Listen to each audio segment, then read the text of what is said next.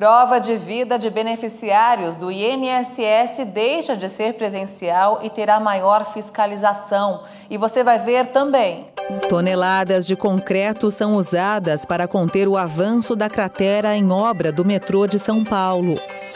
No Rio, a Justiça decreta a prisão de 13 investigados por espancar um rapaz africano até a morte. Estados Unidos enviam mais soldados para a Europa em meio a tensões com a Rússia. 2 incêndios florestais fora de controle ameaçam vidas e casas em Perth, a 4ª maior cidade da Austrália. A venda de carros híbridos se iguala à de carros a diesel na Europa. Agora, no Jornal das 18h30. Olá, boa noite. Os cerca de 36 milhões de aposentados, pensionistas e outros titulares de benefícios pagos pelo INSS não terão que fazer mais a prova de vida presencialmente. O anúncio foi feito hoje pelo presidente do INSS, José Carlos Oliveira. A medida foi divulgada durante cerimônia no Palácio do Planalto, na qual o presidente Jair Bolsonaro assinou uma portaria com as novas regras. Agora, a prova de vida será feita pelo próprio governo, que consultará bases de dados públicas e privadas para saber se a pessoa está viva. A partir de agora, a obrigação de fazer a prova de vida é nossa, do INSS. Como faremos? Com todas as bases de dados de todos os órgãos de governo.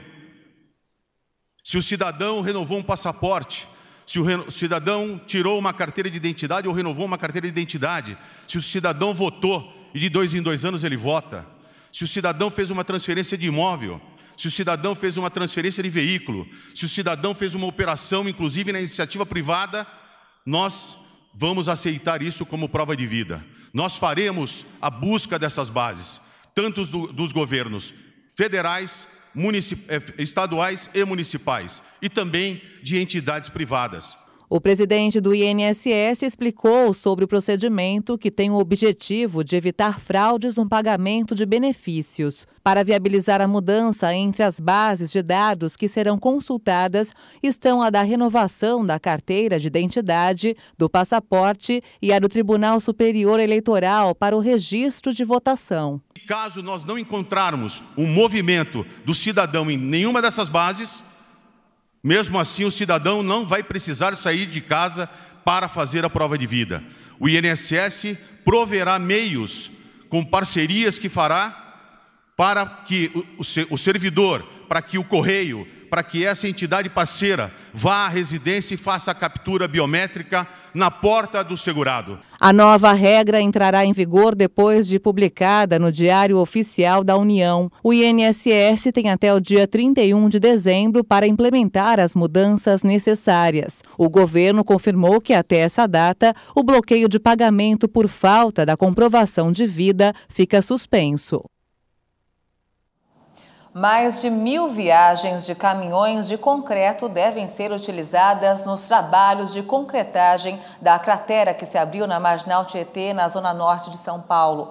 A informação é do presidente da Concreserve, empresa que participou hoje do reparo da obra. A repórter Maria Clara Leite tem mais informações. Desde ontem, esse trabalho de concretagem está sendo realizado aqui na pista central da Marginal do Rio Tietê, onde essa cratera se abriu na manhã de ontem. O nosso cinegrafista Kiko Clemente vai mostrar agora que a todo momento esses caminhões com concreto, argamassa, com pedras, vão chegando por aqui para levar então esse material até essa cratera. Ao todo serão necessárias 1.000 viagens para trazer para cá todo o material necessário. A informação do secretário estadual de Transportes Metropolitanos, Paulo José Galli, é que esse buraco está quase todo tampado aí com concreto e as rochas estão sendo colocadas no fosso de ventilação, isso para dar estabilidade para o sistema, para depois então ser feita a remoção do esgoto por meio de um túnel que fica já lá do outro lado da Marginal Tietê. E depois serão colocadas estacas ao longo da marginal para sustentar todo esse terreno. Todo esse trabalho deve ser feito aí nos próximos 10 dias, porque a prioridade é liberar a pista central aqui da Marginal e, portanto, liberar todo o trânsito que se concentra aqui nessa região desde ontem pela manhã. Afinal, essa é uma via expressa, a mais importante aqui da capital paulista, uma via que dá acesso aí a praticamente todas as regiões da capital, leva ao aeroporto de Guarulhos, às cidades do interior paulista, às cidades da região metropolitana, e só nesse sentido aqui, no sentido Ayrton Senna, passam por dia 420 mil veículos. De São Paulo, Maria Clara Leite. E com o desabamento de parte da pista da Marginal Tietê, o rodízio municipal de veículos, o rodízio de caminhões e as zonas máximas de restrição de caminhões e fretados foram suspensos até sexta-feira. A Zona Azul e a proibição de circulação de veículos pelos corredores e faixas exclusivas de ônibus estão mantidas. E a Promotoria de Justiça de Habitação e Urbanismo abriu um inquérito civil para apurar as causas e a extensão dos danos urbanos e ambientais decorrentes da cratera que se abriu ontem na Marginal Tietê, uma das principais vias de São Paulo. A Companhia de Saneamento Básico do Estado de São Paulo, a Sabesp, informou que equipes da empresa estão trabalhando para reverter o esgoto da tubulação danificada para outra tubulação próxima, realizando dessa forma o esvaziamento do local. A tubulação, chamada interceptor de esgotos, que foi rompida, é responsável por encaminhar o esgoto, coletado principalmente na região central da cidade, para tratamento em Barueri. Maior obra de infraestrutura em execução atualmente na América Latina, a construção da linha 6 Laranja é uma parceria público-privada do governo do estado de São Paulo com a concessionária Linha Universidade. As obras estão em execução pelo braço de construção do Grupo Acciona. 8 empresas já solicitaram à Anvisa registro de autotestes para a Covid-19. A agência reguladora recebeu a primeira solicitação na segunda-feira. 4 pedidos já estão em análise e os demais aguardam o início do processo. O autoteste é um exame rápido de antígeno que pode ser feito pela própria pessoa sem necessidade de ir à farmácia, laboratório ou hospital. O produto era proibido no Brasil. A Anvisa liberou a realização do exame no dia 28 de janeiro. Agora é necessário que as fabricantes dos exames solicitem autorização à Anvisa antes que os produtos possam ser comercializados no país. A agência disse que vai avaliar a eficácia e segurança dos exames, além da regularidade da documentação técnica, a acessibilidade das instruções de uso, a armazenagem e descarte do produto para o usuário. Os primeiros autotestes de Covid-19 devem chegar às farmácias no final de fevereiro. O preço deve variar de R$ 45 a R$ 75, segundo a Câmara Brasileira de Diagnóstico Laboratorial. E a Câmara Municipal de São Paulo anunciou que os servidores que não apresentarem o comprovante de vacinação contra a Covid terão um ponto cortado. Há mais de 50 funcionários da casa que ainda não comprovaram a imunização de acordo com a Câmara. Eles poderão receber faltas ou até serem demitidos caso não apresentem o documento. Atualmente é exigido comprovante de vacinação para todas as pessoas que queiram entrar no Palácio Anchieta, inclusive os funcionários. A partir da nova determinação, todos os servidores terão 24 horas contadas a partir de hoje para apresentar a carteira de vacinação atualizada. O Brasil somou quase 1.000 novas mortes pela Covid-19 em um único dia. Com isso, o país ultrapassou a marca de 628 mil vítimas fatais causadas pela doença. O Ministério da Saúde confirmou 929 novas mortes por Covid-19 no Brasil. São 628.067 vítimas fatais da doença no país desde o início da pandemia. O número de mortes em 24 horas foi o maior desde 18 de setembro de 2021, quando o Brasil teve 935 vítimas. Também foram registrados 193.465 novos casos de Covid em um dia. Ao todo, são 25.620.000 diagnósticos confirmados. A média móvel de mortes está em 603 vítimas diárias. A curva apresenta tendência de alta, com aumento de 230%. A média móvel de casos apontou 186.985 registros por dia. O número também indica tendência de alta e esse aumento é de 152%. No Diário Oficial da União de hoje, foi estabelecido o calendário operacional para a gestão das exigências de saúde e de educação, visando o recebimento dos benefícios do programa Auxílio Brasil. Com relação ao acompanhamento das condições de saúde, há 2 períodos de vigência. O 1º de janeiro a junho estará aberto para coleta no período entre 1º de janeiro a 30 de junho de 2022. O sistema para registros ficará disponível entre 14 de fevereiro e 4 de julho de 2022.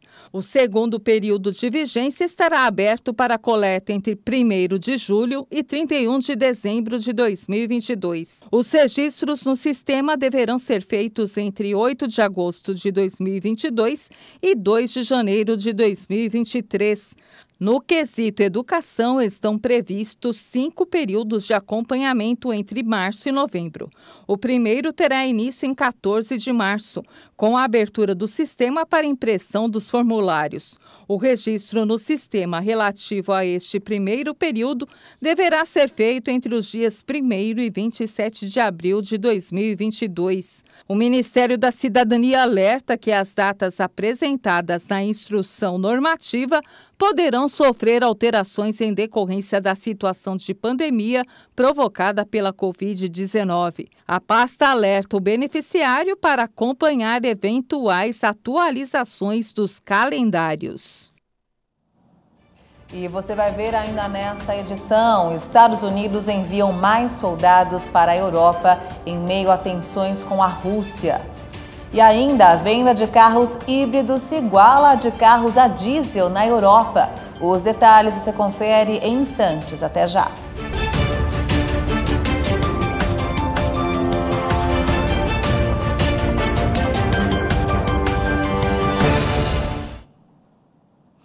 Estamos de volta e vamos agora direto ao Rio de Janeiro conferir as principais notícias desta quarta-feira do estado do Rio com o repórter Anderson Nascimento. Boa noite, Anderson. Boa noite, Maria Alice. Olha, eu estou aqui com casos importantes, como o do jovem Moisés, morto a pauladas na última semana na zona oeste do Rio. E esse caso está sendo esclarecido pela polícia. Investigações do assassinato do cangolês de 24 anos, Moisés Kabagambi, a polícia identificou 3 homens supostamente envolvidos no crime. Fábio Pirineus, o Belo, Alisson Cristiano, o 19 e Brendo Alexander, o Tota. Eles receberam prisão temporária a pedido do Ministério Público nesta quarta-feira, uma espécie de medida cautelar que visa assegurar a eficácia das investigações. Um dos participantes do crime, Alisson Cristiano, confessou a participação. Ele teve um problema com o senhor, porque eu achei do lado, entendeu? A gente fomos defender o senhor, infelizmente aconteceu a fatalidade dele perder a vida. A polícia também apreendeu uma arma usada, uma barra de madeira. O crime aconteceu no dia 24 de janeiro, uma segunda-feira, quando Moisés foi até o quiosque na Barra da Tijuca, zona oeste da cidade, onde trabalhava, para pedir o pagamento de 2 dias de trabalho. Ali, foi agredido de forma brutal e o corpo foi encontrado amarrado em uma escada. As imagens do quiosque Tropicália, onde Moisés trabalhava, foram cedidas pelo proprietário do estabelecimento e diz que está inclinado a apoiar nas investigações. Um caso triste, não? A manhã desta quarta-feira também começou agitada na zona norte do Rio. A polícia militar foi até as comunidades de Cidade Alta, Pica-Pau e 5 Bocas, que fazem parte do complexo de Israel em Cordovil e Brás de Pina. O objetivo da ação é a prisão de criminosos em flagrante e os com mandados de prisão em aberto, a apreensão de armas e a desobstrução de vias. Durante a operação, passageiros de uma composição férrea precisaram deitar no chão devido à resposta dos criminosos da região à ação da polícia. Até o momento, um homem foi preso. Agora vamos falar de volta às aulas? Pois é, a Secretaria Municipal de Educação do Rio de Janeiro divulgou um novo protocolo sanitário de prevenção à Covid-19 nas escolas. Vamos dar uma olhada? A primeira delas é o retorno de todos os estudantes e profissionais da educação. E também é recomendado que todos os estudantes sejam vacinados e o uso de máscara obrigatório.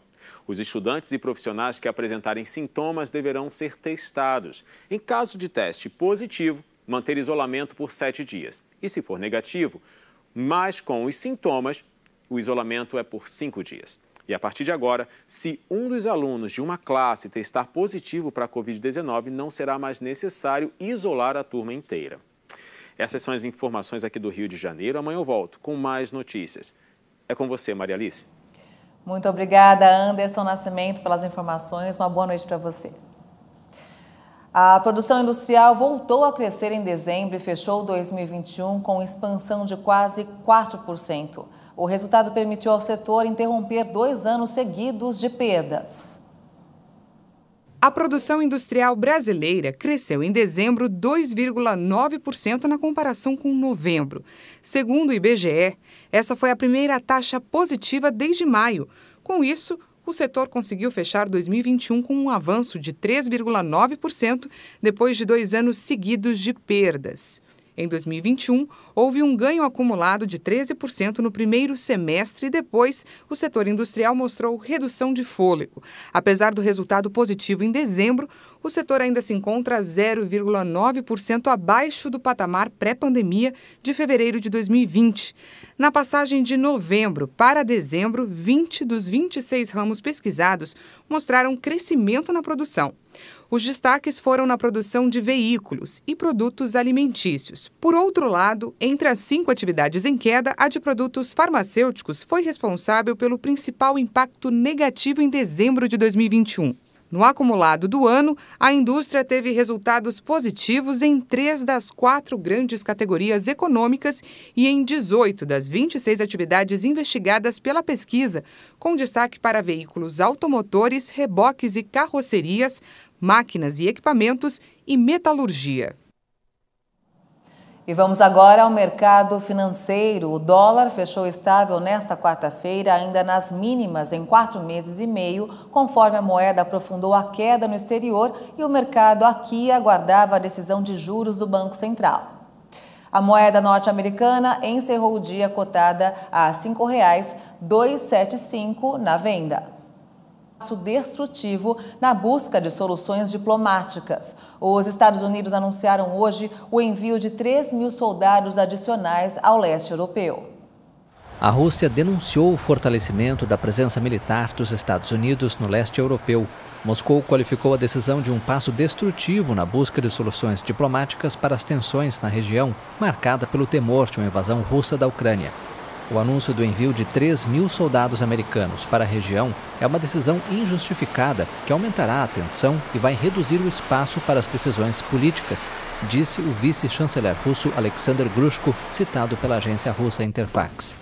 Os Estados Unidos anunciaram o envio de 3.000 soldados adicionais ao leste europeu. Segundo o governo americano, o objetivo é defender os países da OTAN, a aliança militar do Ocidente, contra qualquer agressão. O primeiro-ministro britânico Boris Johnson e o presidente russo Vladimir Putin concordaram na necessidade de encontrar uma solução pacífica para a crise ucraniana. Os 2 líderes falaram por telefone. Johnson e Putin acordaram aplicar um espírito de diálogo frente às tensões atuais para encontrar uma solução pacífica, declarou um porta-voz do governo britânico. 2 incêndios florestais fora de controle ameaçam vidas e casas em Perth, a 4ª maior cidade da Austrália. O alerta foi feito hoje pelos serviços de emergência do país após o início de 2 grandes incêndios florestais no estado da Austrália Ocidental. A vida dos habitantes e suas casas estão em risco. As autoridades emitiram um alerta de emergência para os arredores da 4ª maior cidade do país, depois que o incêndio iniciado na terça-feira arrasou 100 hectares.